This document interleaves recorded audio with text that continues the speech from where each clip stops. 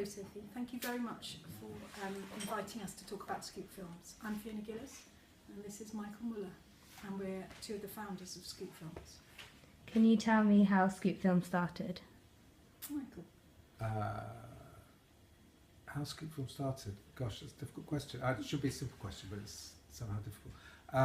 We made a romantic comedy called City Slacker, and that was just the two of us with another executive producer, and then we wanted to go on and make more films, and we met someone called Raj Sharma who does all the business side of things. So I write, Fiona kind of gets the talent together and script edits, and Raj finds the money and does all the business side. So that's how Scoop Films works. So the three of us have different skills, and together we're kind of stronger. And that's Scoop.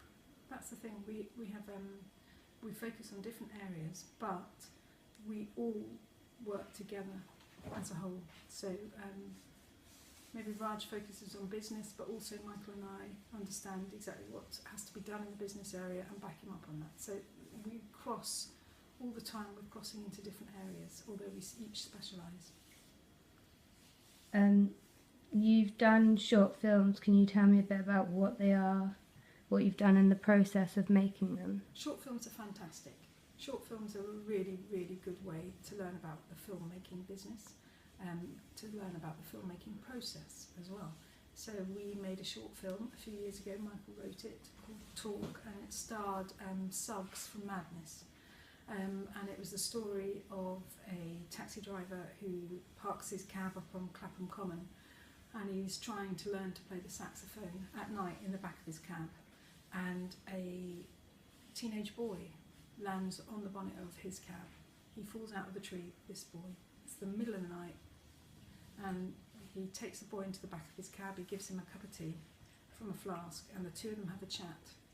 And this teenage boy was trying to commit suicide, essentially. He's a runaway. So short films are a fantastic way of telling a story and being very clear about the story and what you want to get across. That's the dog in the corner. Apologies about that. So we made the short film. We shot it over 4 days, and it was a really good way to work with a budget for the first time, and to make a crew, pull together a crew and get them to work. Short films are great, do you think? Yeah, it's just a good way of starting out in the filmmaking process. So whereas feature film will take you, we do ours in 18 days, which is very quick for a feature film, but a short film you can do in anything from a day to 3 days. And ideally they should be about 15 minutes long maximum, because there's lots of festivals that you can get your shorts into. So it's a good way of showcasing people's talents, the director, writer, the director of photography, just to get your name out there. Every famous director that you've ever heard of has made short films. That's where everybody starts. And every director of photography, every DOP will have started making shorts. So they are a really, really good learning process. Can you tell me a bit about your latest film, The Beat Beneath Your Feet, and how you cast it and how you used other services within the performing arts industry?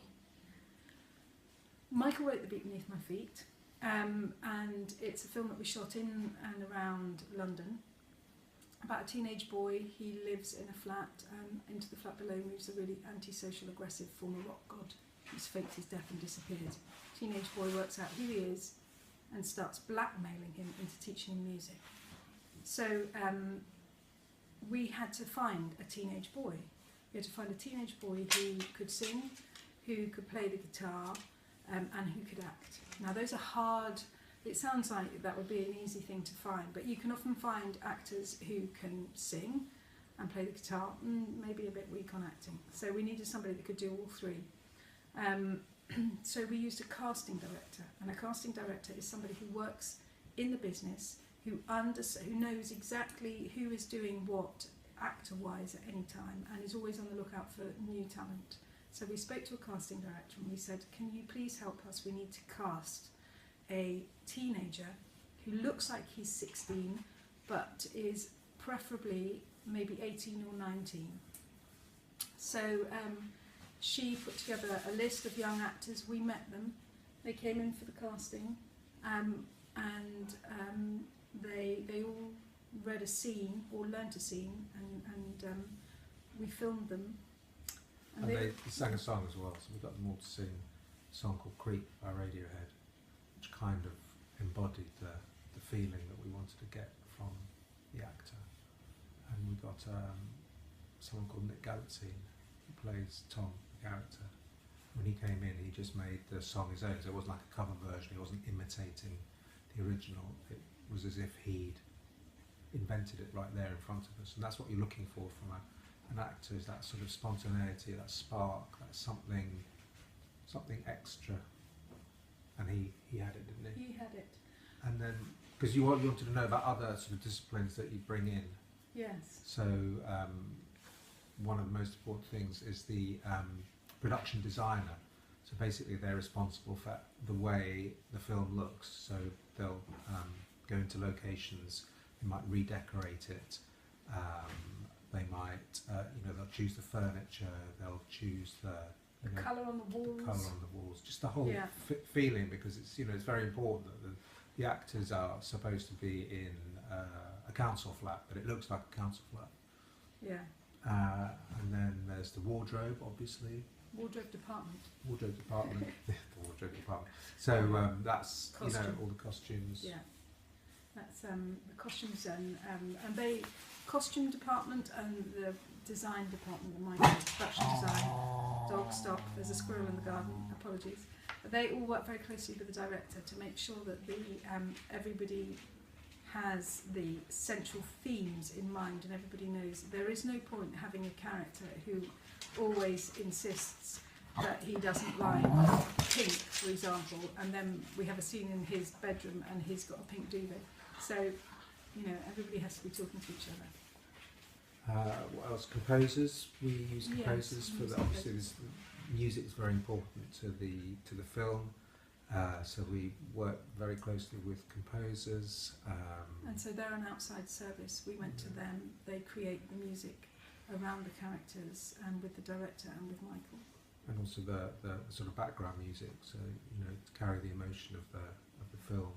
In all films, you use music to enhance the emotions in an action film, in a romantic comedy, in a drama. You have very different kinds of musics at different points of the film, and the music really helps with the rhythm of the story.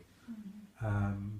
We also used an edit suite. We worked in Wimbledon Studios actually, which is now closed down, and we dry hired an edit suite. So that means that we hired the equipment and we brought our own editor in, and he cut the film.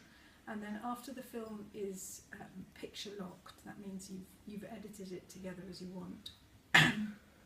You then go to a post-production house and they have to grade the film and make it the right colour, and they do all sorts of tinkering with. Well, it's like everything. on iPhoto, on any photo application, you can change the sort of colour, bring out the darkness of it, bring out the light of it, change the colour balance. They have very sophisticated equipment with in film that you can really change the whole feel and look of and the tone of the film after it's been shot. And then the sound as well, you have to do a lot of work on the sound. Some scenes, maybe if there's an aeroplane flying over when you shot the scene, you might have to redo all the dialogue, so the actors have to come back in, and what we call post ADR. What's that stand for? Additional dialogue recording. Ooh, very good. So basically they'll see the picture, they'll take their sound out, and they have to redo their voice in sync with their lip movements. It's really difficult to do. And then, of course, because you take all the sound out of the picture at that point, you have to then put it back in again. So there's another department, which is the Foley department. So they'll put in footsteps, the sound of footsteps, the sound of wind, the sound of birds tweeting, anything, Anything, the sound of you sitting on the chair, the rustle you know, of your. crossing your legs. They'll put in all those sounds, everything like that. So that's a whole other department. So those are outside services that we bring in. And we've got to bring in somebody to do the titles at the beginning of the film and at the end of the film. And then we approach a sales agency and they will sell the film around the world. So that's another service that we have to go for, or we have to go to. And then again... hair and makeup, another important area. Yeah. So you have someone who does all the makeup for the characters. We had, in the film we just did, we had some scarring. One of the characters was supposed to have had an accident, so we made artificial scars for them. If a character's been in a fight, you'll use blood capsules and things. That's all the hair and makeup department. They obviously do the hair, make sure that the character looks the same all the way through, because somebody might come in on day one of the shoot and do an outdoor scene, and you see them chatting on the front door, and then they might go inside the house, and by the time you do the filming of the part inside the house, that might be 3 weeks later. So you've got the hair and makeup, got to make sure that the character looks the same. So you might have to have, or she might have to have a little haircut, make sure the style of the hair looks the same. Otherwise you get that thing of character where 1 minute the character has a parting on one side, and then the next second you see them inside the house and the parting's on the other side. You spot these kind of mistakes. Yeah. Or Fiona's really good at spotting these continuity gaffes. Yes. Okay, well, thank you for your time. Thank you very Thank you much. very I hope much, that's Sophie. useful for you.